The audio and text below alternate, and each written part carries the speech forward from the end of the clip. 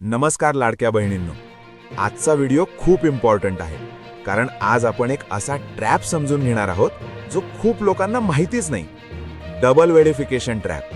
मित्रांनो, तुम्हाला वाटतं मी एकदा व्हेरिफिकेशन केलं आता सगळं ठीक आहे, पण खरं काय आहे माहिती आहे? सिस्टम काही वेळा एकदा नाही दोनदा व्हेरिफिकेशन करतो.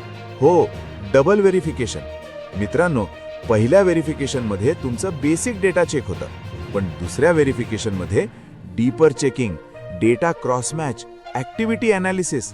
मित्रांनो, इथेच लोक अडकतात, कारण ते पहिल्या व्हेरिफिकेशन नंतर रिलॅक्स होतात आणि दुसऱ्या व्हेरिफिकेशनमध्ये एरर दिसतो. मित्रांनो, एक छोटी स्टोरी.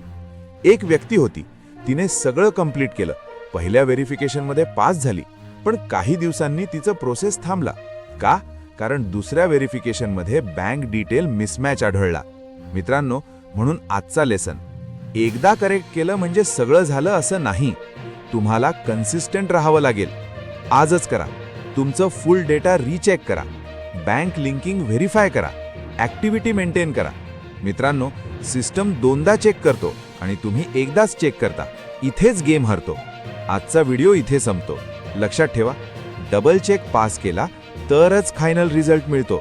लाडकी बहीण योजनाच्या संबंधित नवीन GR व अपडेट बघण्यासाठी YouTube चॅनल नक्की सबस्क्राईब करा आणि आत्तापर्यंत तुमचे किती हप्ते आले आणि किती नाहीत ते कमेंटमध्ये नक्की सांगा. धन्यवाद.